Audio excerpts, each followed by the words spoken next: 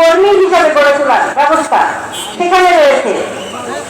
আমাদের স্বাস্থ্যকর্মী, স্বাস্থ্য কমপ্লেক্স, তারপরে যে ইউনিয়ন যে স্বাস্থ্য কমপ্লেক্স গুলো রয়েছে সেই সব স্বাস্থ্য কমপ্লেক্স গুলো কিভাবে উন্নত করা যায় এবং স্থানীয় মানুষদের কিভাবে সেবা দেওয়া যায় সেই বিষয়ে পরিকল্পনা করেছে।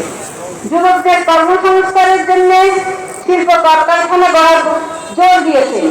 সেই সব পরিকল্পনা, আরো অনেক পরিকল্পনা, সেই সব পরিকল্পনা যদি আপনাদের ভোটে, আপনাদের সমর্থনে, আপনাদের প্রচেষ্টায় ধানের শীষ বিজয়ী হয়, বাংলাদেশ জাতীয়তাবাদী দল বিএনপি সরকার গঠন করে, দেশ নায়ক তারেক রহমান প্রধানমন্ত্রী হন, ইনশাআল্লাহ সেই পরিকল্পনা বাস্তবায়ন হবে এবং এই অঞ্চলে আমি আপনাদের প্রতিনিধি হিসাবে, সরকারের প্রতিনিধি হিসাবে সেই পরিকল্পনা বাস্তবায়নে অংশ নেব ইনশাআল্লাহ।